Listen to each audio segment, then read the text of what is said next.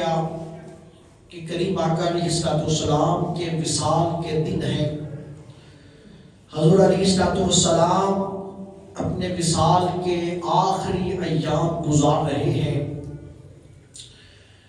حضور کی بارگاہ میں ہر ایک کی نگاہ یہ دیکھتی تھی کہ حضرت صدیق اکبر کا جو مقام ہے وہ کسی اور کا نہیں ہے۔ آپ یہ دیکھیے کہ حضور علیہ السلام تشریف فرما ہوتے تو حضرت صدیق اکبر کی جگہ حضور کے دائیں طرف ہوتی تھی۔ حضرت صدیق اکبر اگر اس جگہ پہ تشریف فرما نہیں ہوتے تھے تو اس جگہ کے اوپر دوسرا کوئی آدمی نہیں بیٹھتا تھا۔ ہر کوئی حضرت ابو بکر کے احترام کی وجہ سے اس جگہ کو خالی چھوڑتا کہ حضرت صدیق اکبر کی نشست حضور کی بارگاہ میں حضور کے دائیں طرف ہوا کرتی تھی۔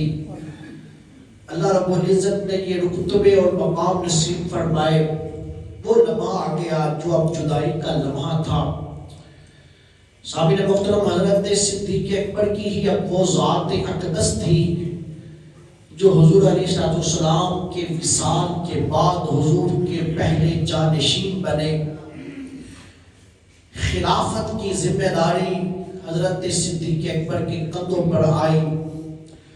حضرت سیدنا صدیق اکبر کی خلافت کے اوپر حضور علیہ السلام نے مختلف مقامات کے اوپر آپ نے اشارے دیے، جن میں سے چند ایک کا ذکر کروں تو وہ یہ ہے، حضور علیہ السلام نے وصیت فرمائی۔ آپ نے فرمایا کہ لاؤ کوئی چیز تمہارے لیے میں وصیت لکھ دوں تاکہ تمہارے بعد کوئی ابو بکر کے اوپر جو ہے وہ یہ نہ کہے کہ ابو بکر خلافت کے حقدار نہیں ہیں۔ کچھ ہی دیر گزرتی ہے کہ حضور فرمانے لگے کہ نہیں، رہنے دو، ابو بکر کی خلافت پر اللہ بھی راضی ہے اور ابو بکر کی خلافت پر دنیا کے اہل ایمان بھی راضی ہیں، کہ اللہ بھی راضی ہے ابو بکر کی خلافت پہ، اہل ایمان بھی راضی ہے۔ اور یہ بہت بڑا جملہ ہے کہ جو حضرت صدیق اکبر کی خلافت کو تسلیم نہیں کرتے وہ اپنے دل میں جان کے دیکھیں کہ کیا وہ اپنے ایمان کے اندر تو نہیں ان کے کوئی نقص جس کی وجہ سے وہ یہ بات کر رہے ہیں۔ دوستو پھر آپ دیکھیے، کسی بھی نبی کا وصال اس وقت تک نہیں ہوتا جب تک وہ نبی اس کے کسی نہ کسی اپنے امتی کے پیچھے نماز نہیں پڑھ لیتا، اس وقت تک کسی نبی کا وصال نہیں ہوتا۔ حضرت صدیق اکبر اس امت کے اندر وہ واحد شخص ہیں جن کے پیچھے حضور علیہ السلام نے اپنی زندگی کی 17 نمازیں ادا کی ہیں۔ پھر آپ دیکھیے، یہ اشارہ تھا اس بات کا کہ آنے والے دنوں میں مصلی امامت کے اوپر جو کھڑے ہوں گے وہ حضرت صدیق اکبر کھڑے ہوں گے۔ پھر آپ یہ دیکھیے، حضور علیہ السلام کے وصال کے دن ہیں۔ حضور کے وصال کے دنوں میں حضور کی عدالت 8 دنوں کے اوپر جب آئی، حضرت کریم آقا علیہ السلام کے جسم کے اندر نقاہت محسوس ہونے لگی، کمزوری محسوس ہونے لگی، جسم کے اندر آپ نے اتنی طاقت محسوس نہ کی کہ آپ لوگوں کو جماعت کروا سکیں۔ تو حضور نے ارشاد فرمایا کہ مرو ابا بکر، کہ جاؤ جا کر ابو بکر سے کہو کہ فلیصلی بالناس، کہ وہ میری جگہ پہ کھڑا ہو کے لوگوں کی امامت کروائے۔ سامعین محترم، حضرت شیر خدا سیدنا علی المرتضیٰ کرم اللہ تعالی وجہ الکریم سے یہ حدیث پاک مروی ہے۔ حضرت شیر خدا ایک دفعہ کہنے لگے کہ حضور نے مجھے فرمایا، علی میرا جی یہ چاہا کہ کسی نماز کے اوپر میں تمہیں کہوں کہ لوگوں کو نماز پڑھائے، لیکن خالق کائنات کی طرف سے یہ پیغام آ گیا کہ ابو بکر کے ہوتے ہوئے کوئی دوسرا جو ہے آپ کے مصلی امامت پہ کھڑا نہیں ہوگا۔ یہ حضرت سیدنا صدیق اکبر کی خلافت کی طرف براہ راست اشارے تھے. اسی لیے حضرت شیر خدا کرم اللہ تعالی وجہ الکریم سے پوچھا گیا کیا آپ حضرت صدیق اکبر کی خلافت کے اوپر راضی ہیں؟ تو حضرت شیر خدا نے کیا خوب جملہ فرمایا. آپ نے فرمایا کہ لوگوں، جس شخص کو حضور نے ہمارے دین کا امام بنایا ہے، ہم اسے اپنی دنیا کا امام کیوں نہ تسلیم کریں کہ ان کے نزدیک وقت ہے تو دین کی وقت ہے، دنیا کی کوئی وقت نہیں. کہا حضور کو، حضرت صدیق اکبر کو حضور نے ہمارے دین کا امام بنایا، ہم انہیں اپنی دنیا کا امام تسلیم کرتے ہیں. آپ حضرت علی المرتضیٰ کرم اللہ وجہ الکریم کے حسن تائید شامل حال ہوئی. سامعین محترم، حضرت سیدنا علی المرتضیٰ شیر خدا رضی اللہ تعالی عنہ، آپ نے اس بات کے اوپر اپنی آنکھوں سے یہ مناظر دیکھے کہ ابو بکر کی خلافت پہ اللہ بھی راضی ہے، اہل ایمان بھی راضی ہیں، اہل آسمان بھی راضی ہیں. حضور علیہ السلام وصال کر گئے. حضور نے ظاہری پردہ فرمایا. حضور کا ظاہری پردہ فرمانا کوئی عام بات نہ تھی.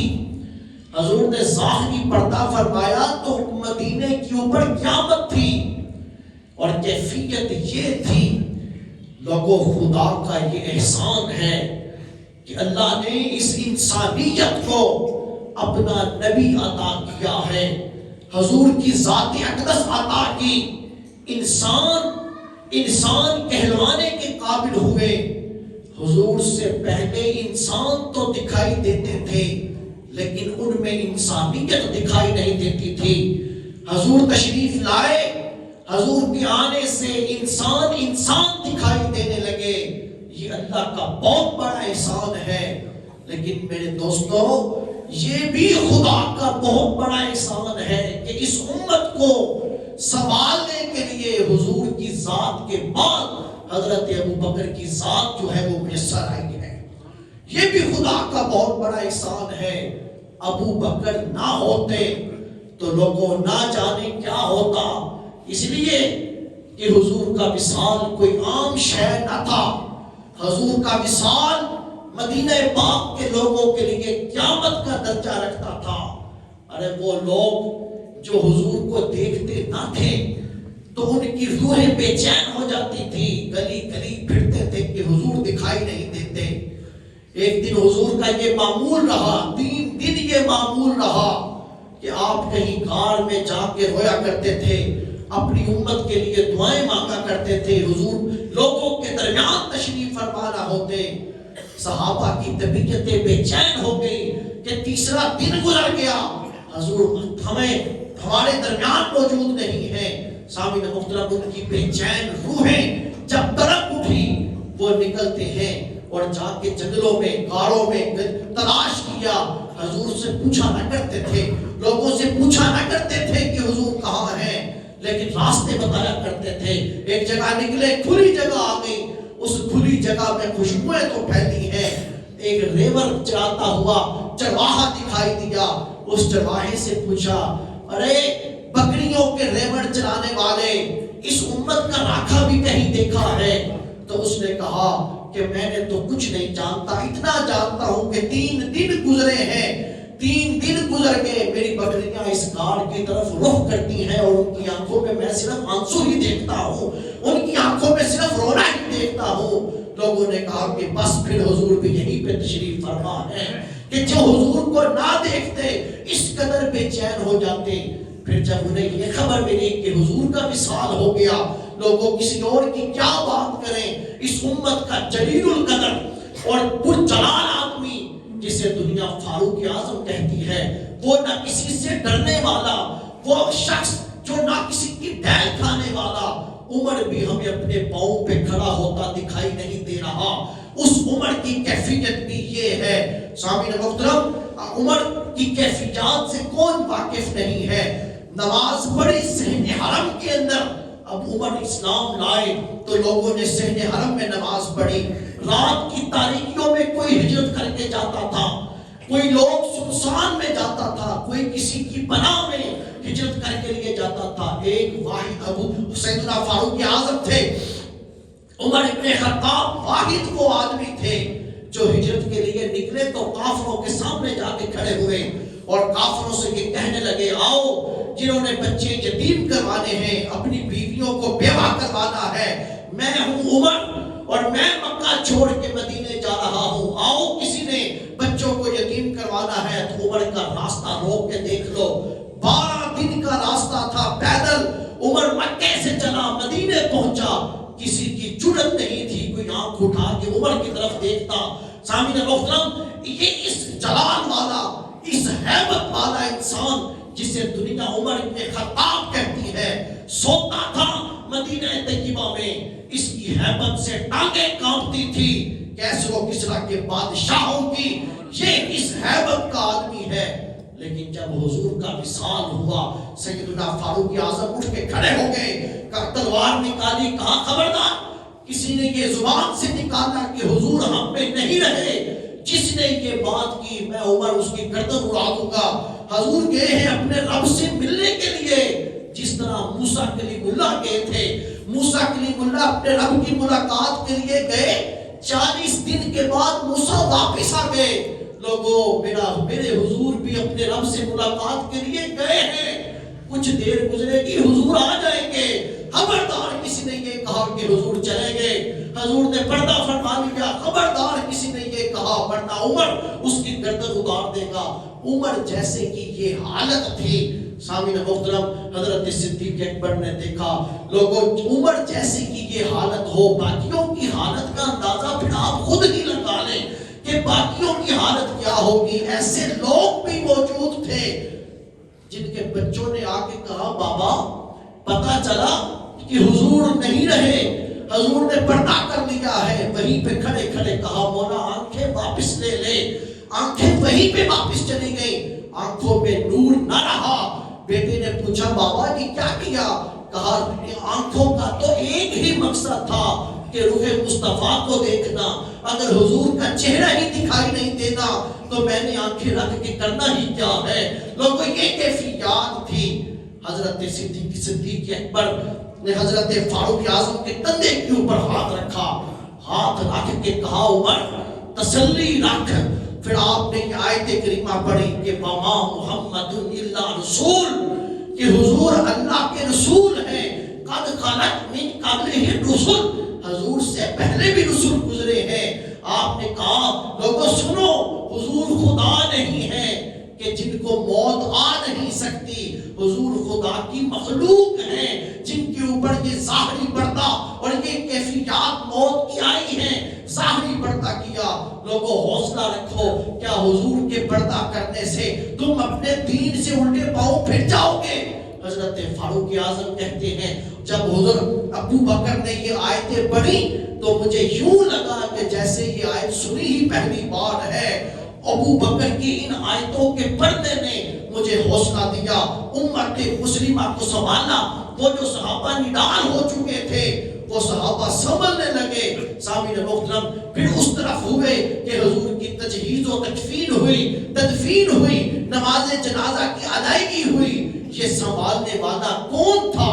حضرت صدیق اکبر کی ذات تھی، ورنہ کون خیال کرتا، کون سنبھالتا، کون حوصلہ دیتا، کون آگے بڑھ کے پکڑتا، سنبھالتا، کون سینے سے لگاتا؟ یہ ابو بکر کی ذات تھی جس نے حضور کے بعد اس امت کو سنبھالا۔ سامعین محترم، پھر مسند خلافت کے اوپر آپ متمکن ہوئے، مسند خلافت کے اوپر متمکن ہوئے تو حضرت صدیق اکبر نے پہلا خطبہ دیا۔ آپ نے کہا، لوگوں سن لو اس خطبے کے چند لفظ کہ میرے دل میں ایک دفعہ بھی یہ خواہش نہیں آئی کہ میں مسلمانوں کا امیر بنوں، کہ مسلمانوں کا خلیفہ بنوں۔ میں ایک مرتبہ بھی میں نے نہیں سوچا تھا، لیکن آج میں اس مسند کے اوپر بیٹھا ہوں، تم سے ایک ہی بات کروں گا کہ ابو بکر اگر رہا اللہ اور اس کے رسول کے راستے کے اوپر تو ابو بکر کی اطاعت کرنا، اگر ابو بکر اپنے اللہ اور اس کے رسول کی اطاعت پہ نہ رہا تو ابو بکر کو تسلیم کرنے کی بھی کوئی ضرورت نہیں ہے۔ سامعین محترم، دو ٹوک الفاظ آپ نے بولے۔ بولیں. اس کے بعد پھر آپ مسند خلافت کے اوپر صرف 2.5 سال رہے. 2.5 سال آپ کا یہ جو ہے وہ وقت تھا خلافت کا. اس 2.5 سالوں کے اندر حضرت صدیق اکبر نے منکرین ختم نبوت کا قلع کما کیا. لوگ زکوٰۃ سے بھڑ گئے, زکوٰۃ دینے سے بھڑ گئے. آپ نے منکرین زکوٰۃ کے ساتھ جنگ کی, کوئی دین سے بھڑا. آپ نے مرتدین کو دوبارہ اپنے پاؤں پہ لا کے کھڑا کیا. اس مختصر سے عرصے میں آپ نے قرآن کو ایک جگہ کے اوپر جمع کیا. 2.5 سال اسی میں گزر گئے. اور سادگی کا عالم یہ تھا کہ آپ اس خلافت کے مسند کے اوپر متمکن ہیں, حضور کے پہلے جانشین ہیں. عالم یہ ہے کہ ایک ننھی سی بچی آتی ہے, آ کے حضرت صدیق اکبر سے کہتی ہے ابو بکر میری بکریوں کا دودھ دو دو. حضرت ابو بکر نے کہا کہ یہ میں نے دونا ہے. حضرت وہ بچی کہنے لگی کہ جب آپ ہمارے خلیفہ ہیں تو بکری کا دودھ دونا بھی تو آپ ہی کی ذمہ داری ہے. حضرت صدیق اکبر نے کہا کہ تو نے سچ کہا ہے. حضرت صدیق اکبر اس بکری بچی کی بکریوں کا دودھ دوتے. حضرت فاروق اعظم کہتے ایک مائی تھی جس کے گھر کے اندر کوئی نہ تھا, میرا جی چاہا کہ میں اس مائی کے گھر کی صفائی کر دیا کروں. حضرت فاروق اعظم جب جاتے گھر کی صفائی ہوئی ہوتی. آپ نے کہا کہ اگلے دن ذرا جلدی آ جاؤں گا. جلدی گئے تو جا کے دیکھا صفائی ہوئی.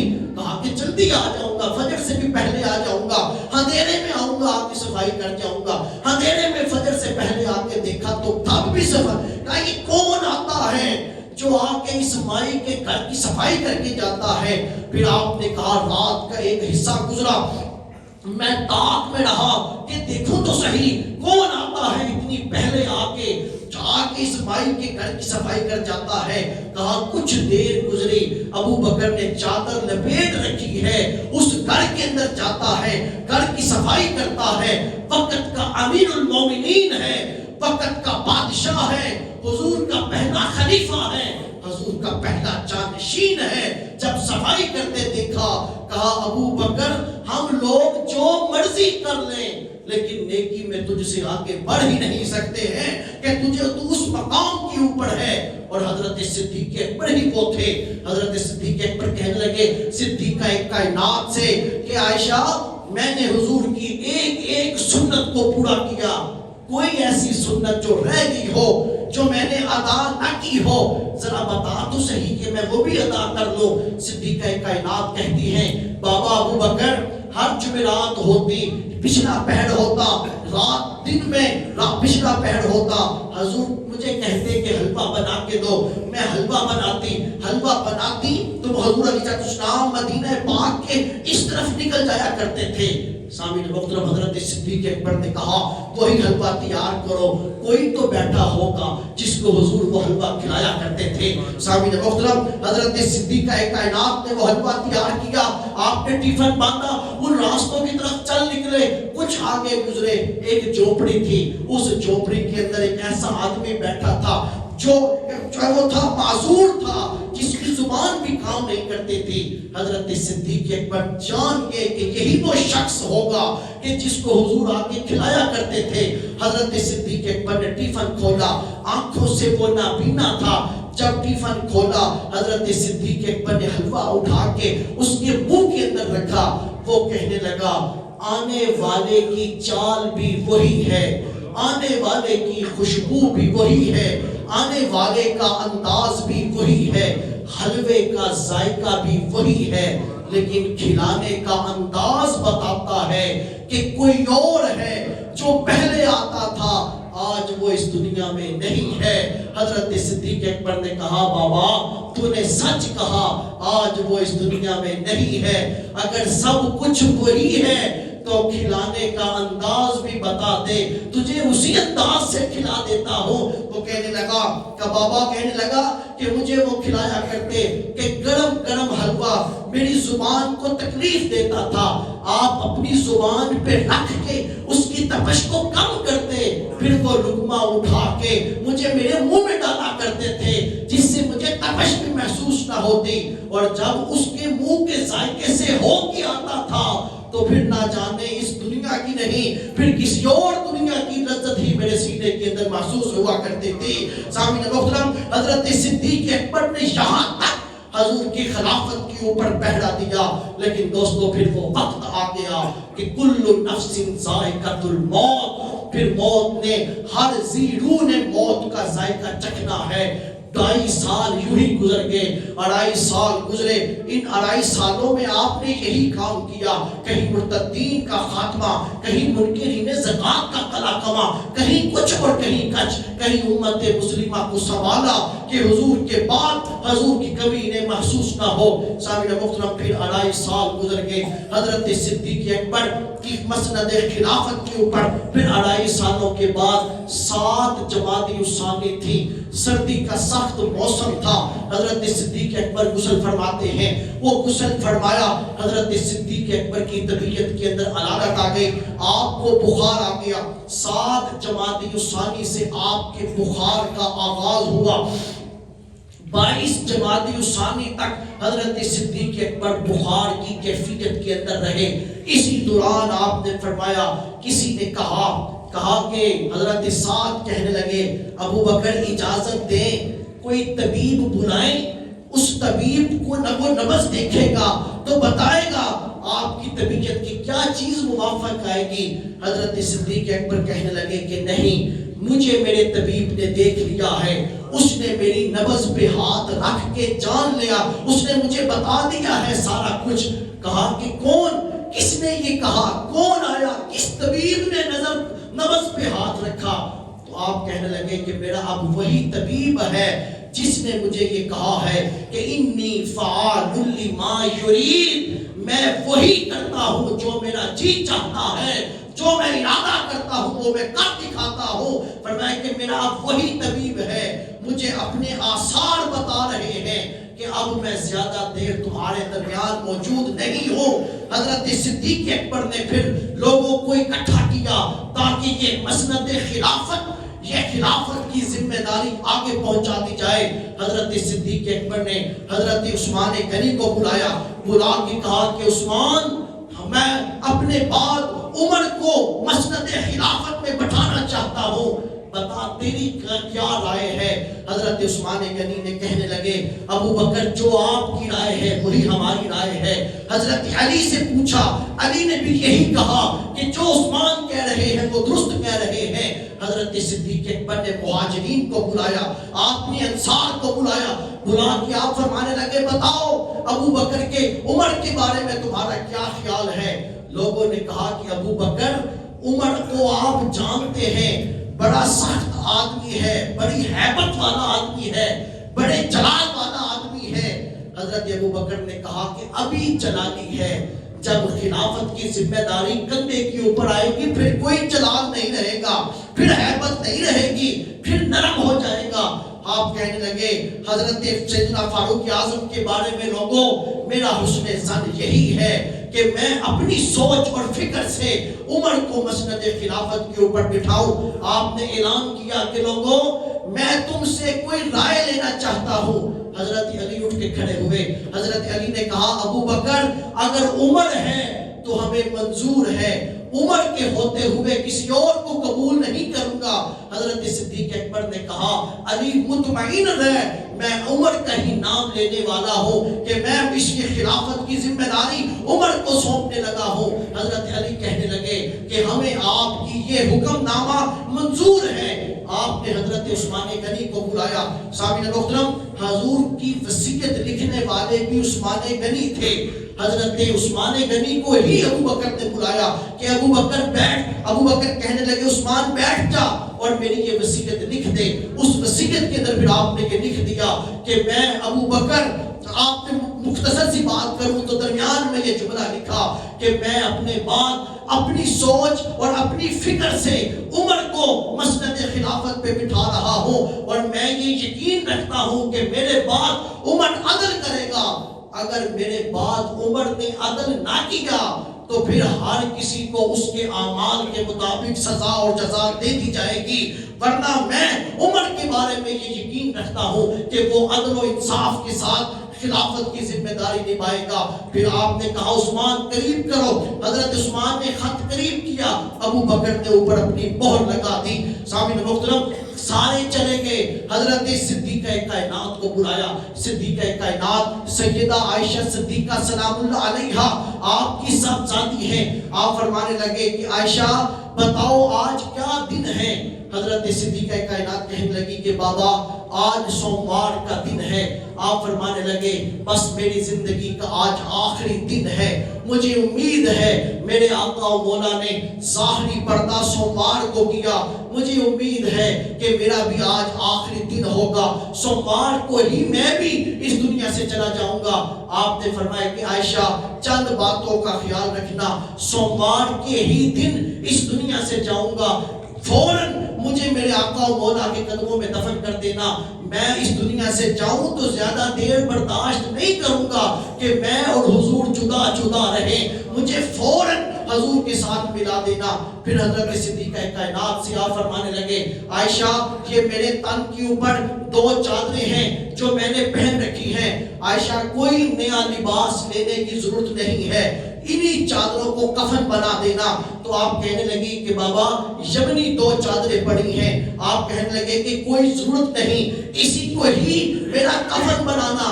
اللہ کی بارگاہ میں ابو بکر قبول ہوا تو یہ چادریں اتار دی جائیں گی، جنتی لباس پہنا دیا جائے گا۔ اگر اللہ کی بارگاہ میں قبول نہ ہوا تو پھر میرے تن کے اوپر یہ بھی کپڑا نہیں رہے گا، یہ بھی ختم ہو جائے گا، اس لیے کوئی ضرورت نہیں، جو پہنا ہے اسی کو ہی کفن بنا دینا۔ پھر آپ فرمانے لگے اے عائشہ فلاں چیز تجھے دی تھی اس میں تیرے کتنے حصے دار ہیں، وہ وراثت بن جائے گی، 2 تیرے بھائی ہیں اور 2 تیری بہنیں ہیں، ان کو وراثت میں شامل کر لینا۔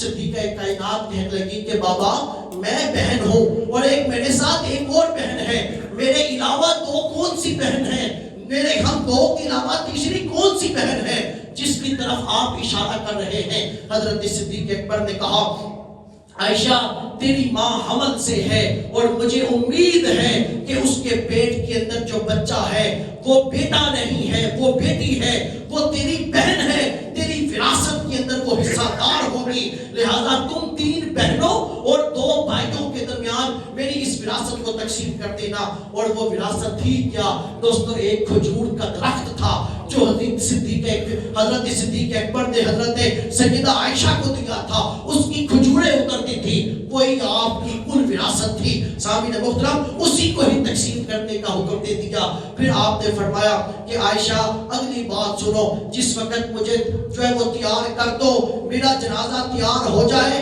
تو حضور کے دروازے پہ لا کے رکھ دینا اور عرض کرنا آقا ابو بکر آیا ہے، اجازت دیجئے آپ کے قدموں میں دفن ہو جائے۔ اگر دروازہ کھل گیا میرے لیے تو مجھے حضور کے قدموں میں دفن کر دینا، دروازہ نہ کھلا تو پھر مسلمانوں کی قبرستان جنت البقیع کے اندر دفن کر دینا۔ دوستو آپ نے یہ چند باتیں کی، حضرت شیر خدا کو بلایا، حضرت علی المرتضیٰ کو بلا کے حضرت علی کے ہاتھ پکڑ لیے، حضرت علی کے ہاتھ پکڑ کے آپ نے پیار کے ساتھ علی کے ہاتھوں کو مسل کے کہا کہ علی تیرے ان ہاتھوں نے حضور کو غسل دیا ہے، اپنے انہی ہاتھوں سے ابو بکر کو بھی غسل دینا، میں تجھے وصیت کر کے جا رہا ہوں، انہی ہاتھوں سے مجھے بھی غسل دینا۔ حضرت شیر خدا کے ساتھ یہ گفتگو ہو رہی ہے، پھر وہ لمحہ آن پہنچا، سوموار کا دن ہے، 22 جمادی الثانی ہے اور 13 ہجری ہے۔ حضرت صدیق اکبر 63 برس کی عمر میں، حضور کی عمر بھی 63 برس ہوئی، حضرت صدیق اکبر کی عمر بھی 63 برس ہوئی، 63 برس کی عمر میں 2.5 سال خلافت کی ذمہ داری نبھاتے ہوئے سوموار کو پچھلے پہر جب مغرب کا وقت قریب تھا، عصر کے قریب ہوئے، عصر اور مغرب کے درمیان آئے تو حضرت صدیق اکبر نے اپنی جان آفریں کے سپرد کر دی۔ لوگوں بخار ایک بہانہ بنا، لیکن لکھنے والوں نے یہ بات لکھی کائنات کے اندر 2 ہستیاں ایسی ہیں جن کے وصال کا سبب حضور کی جدائی بنا۔ سامعین محترم وہ 2 ہستیاں کون سی ہیں؟ ایک حضرت سیدہ طیبہ طاہرہ زاکیہ سیدہ فاطمہ الزہرا سلام اللہ علیہا ہے، جن کے وصال کا سبب بھی حضور کی جدائی ہے، اور دوسری حضرت صدیق اکبر ہے جن کے وصال کا سبب بھی حضور کی جدائی بنا ہے۔ سامعین محترم، کسی عاشق سے پوچھے جب اس کا معشوق دور ہو تو کیفیت ہوتی ہے کہ آہ سرد، رنگ زرد کے رنگ پیلے ہو جاتے ہیں، نکلنے والی آہ سرد ہو جاتی ہے، جسم نقاہت کے اندر چلا جاتا ہے۔ یہ عشق کی علامت ہوا کرتا ہے۔ حضرت صدیق اکبر کی یہی کیفیت تھی کہ اسی کیفیت کے اندر یہی آپ کو جدائی کھا گئی حضور کی، کہ آپ 2.5 سال کے بعد حضرت صدیق اکبر نے اپنی جان جان آفرین کے سپرد کر دی۔ آپ کی جان جان آفرین کے سپرد کرنے کے بعد آپ کے اوپر چادر ڈال دی گئی۔ چادر ڈالی، مدینہ طیبہ کے اندر شور مچ گیا، لوگوں حضور کا جانشین اس کائنات سے پردہ کر گیا ہے۔ حضرت علی المرتضیٰ دوڑے آئے، حضرت علی المرتضیٰ نے حضرت ابو بکر کے چہرے سے چادر ہٹائی، چادر ہٹا کے آپ نے کیا لفظ بولے، آپ فرمانے لگے چادر، حضرت ابو بکر کی وفات ہوتی ہے، چادر ڈالی گئی، پورا مدینہ آہو بکا کے اندر چلا گیا۔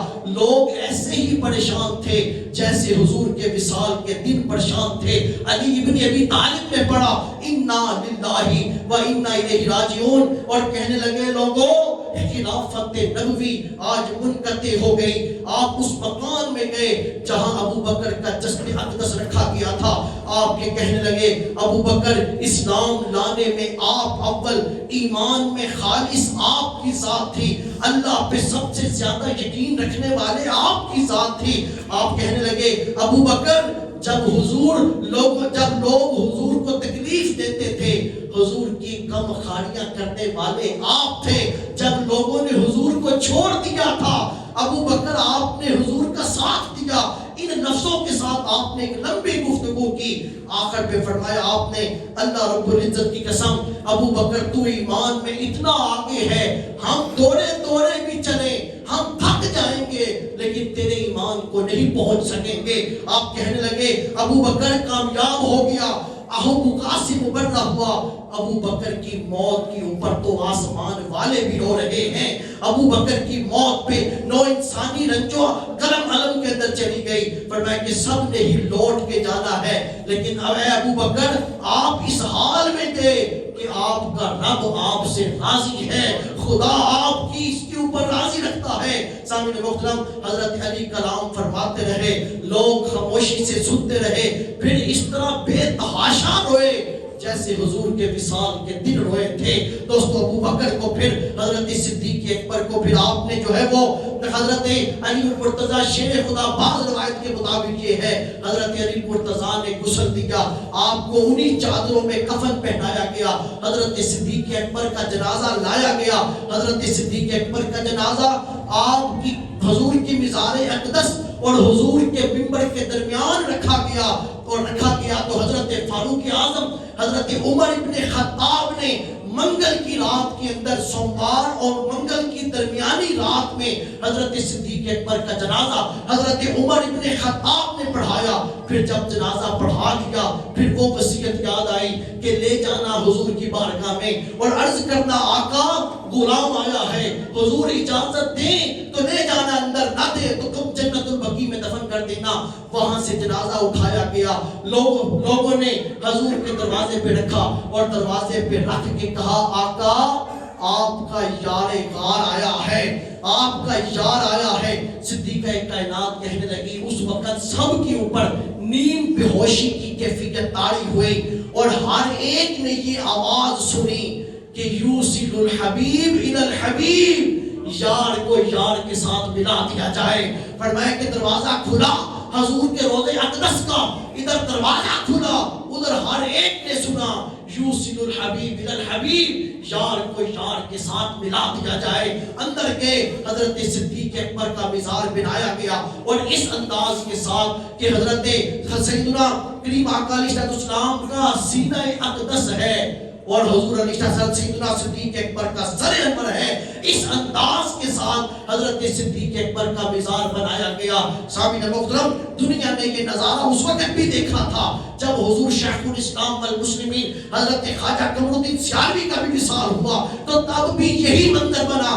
آپ نے کہا جگہ نہیں تھی سیال شریف کے روزے کے اندر, جگہ نہیں تھی کہ کوئی اور قبر بنتی. آپ نے کہا لے جانا سیال شریف کے روزے کے اوپر اور جا کر کہنا قبر آیا ہے, اجازت ملی تو ٹھیک ورنہ کہیں بھی دفن کر دینا. بالکل بعین ہی اسی طرح کیا گیا. خود بخود دروازہ کھلا اور اندر دیکھا تو خواجہ قبر کی جگہ نہیں تھی قبر کی, لیکن قبر اندر بالکل تیار پڑی تھی. سامعین محترم, یہ ہوتا ہے ایسا کہ یہ حضرت صدیق اکبر کے مناظر لوگوں نے اپنی آنکھوں سے دیکھے تھے کہ یوصل الحبیب الی الحبیب, جو جس نے کسی کو غار کے اندر, جس نے اپنے یار کو غار میں تنہا نہ چھوڑا, اس نے اپنے یار کو پھر مزار میں بھی تنہا نہ چھوڑا کہ یار غار بھی بنے اور پھر یار مزار بھی بنے. حضرت صدیق اکبر کو حضور کے پہلو میں دفن کر دیا گیا. دفن کیا تو آج کیفیت یہ ہے, لوگ حضور کی بارگاہ میں سلام کے لیے جاتے ہیں, حضور کی بارگاہ میں سلام عرض کرتے ہیں. پہلے حضور کی بارگاہ میں سلام عرض کرتے ہیں, فوراً بعد لکھا آتا ہے ہنا ابی بکر الصدیق رضی اللہ تعالیٰ, انہی قدموں پہ پھر آگے بڑھ کے ایک قدم حضرت صدیق اکبر کے سامنے کھڑے ہو کے سلام عرض کرتے ہیں کہ حضور کا سینہ ہے اور ابو بکر کا سر انور ہے. محبت کرنے والوں نے بڑے بڑے انداز کے ساتھ اپنی محبتوں کا خراج پیش کیا, لیکن اس نے لکھنے والوں نے کیا خوب لکھا. جس نے دیکھا کہ مزار اکٹھا بنا ہے, اس نے کہا کہ بن یار نبی, نے کہا کہ بن یار نبی دیا یاراں دا شک ہووے تے چل مدینے ویکھ لے جوڑ مزاراں دا, کہ اگر تمہیں کوئی شک ہے تو جاؤ جا کے دیکھو. حضور تو آج بھی ابو بکر کو اپنے پہلو میں لٹائے ہوئے ہیں, اپنے سینے میں لٹائے ہوئے ہیں, اور کہا تھا بن یار نبی دے چارے یار نبی دے پیارے, کوئی نہ انہاں چاراں ورگا نہ اس دھرتی پیدا کیتا, انہاں جان نثاراں ورگا نہ کوئی ہویا نہ کوئی ہوسی انہاں یاراں ورگا. اعظم شان صدیق دی کی دساں اکو یار ہزاراں ورگا. اللہ ہمیں حضرت صدیق اکبر کا فیض نصیب فرمائے.